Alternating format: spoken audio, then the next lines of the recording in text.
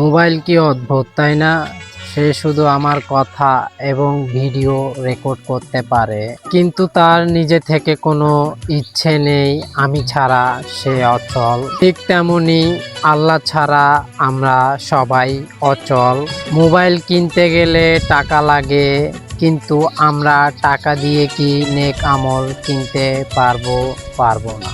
তাহলে আমাদের কি করা দরকার? হ্যাঁ, এখন থেকে আমাদের প্রথম কাজ, আমরা যা করি শুধু একমাত্র আল্লাহই দেখতে পান। তাই আমরা সবাই ৫ ওয়াক্ত নামাজ পড়তে না পারলেও ১ ওয়াক্ত নামাজ পড়ব। এইভাবে পড়তে পড়তে আমাদের সবার ৫ ওয়াক্ত নামাজ পড়ার অভ্যাস হয়ে যাবে ইনশাআল্লাহ। তো আমার এই টিপস ভিডিও আপনাদের কাছে কেমন লাগলো কমেন্ট করতে ভুলবেন না।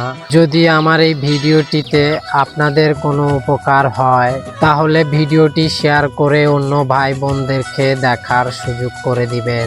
আর আমার যদি ভিডিওটিতে কোনো ভুল হয়ে থাকে তাহলে আমাকে অবশ্যই কমেন্ট করবেন। আর হ্যাঁ, পারলে চ্যানেলটি সাবস্ক্রাইব করে পাশে থাকবেন। ভালো থাকুন।